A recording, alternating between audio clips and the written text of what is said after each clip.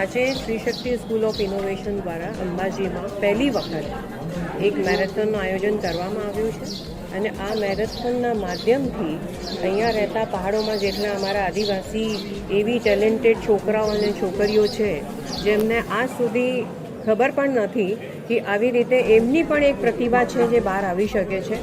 આમાં અમારા અહીંયા રહેતા આદિવાસી અનેક છોકરા છોકરીઓ અહીંયા ભાગ લીધું છે અને આના માધ્યમથી અમે આ બનાસકાંઠાના અરાવલી વિસ્તારમાં એક એવું મેસેજ આપવા માંગીએ છીએ કે અહીંયા રહેતા અમારા જેટલા પહાડોમાં રહેતા આદિવાસી અને વંચિત લોકો છે એમના માટે પણ શ્રી શક્તિ સ્કૂલ ઓફ ઇનોવેશનનો દ્વાર સદૈવ ખુલ્લું રહેશે અને આ સ્કૂલ વિશ્વમાં એક કીર્તિમાન બને એવી રીતે પ્રયાસરત છે, જેનાથી શિક્ષણના માધ્યમથી એક નવા માનવનું નિર્માણ થાય. કેવી રીતે? જેમાં પંચતત્વનો આધાર એમાં ઇન્ક્લુડ કરવામાં આવ્યું છે.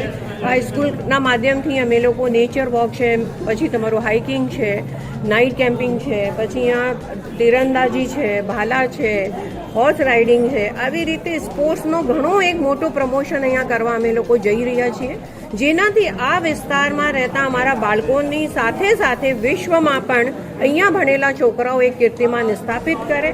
એના માટેનું એક અમારી તપસ્યા અને અનેરું પ્રયાસ છે અને અંબાજીમાં પ્રથમ વખત થઈ રહેલો આ મેરેથોન મને લાગે છે કે આગળ આવતા ટાઈમમાં આ દરેક વર્ષ અહીંયા થવાનું છે.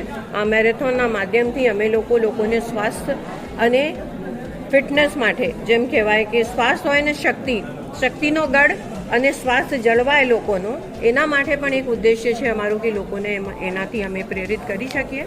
અને આજે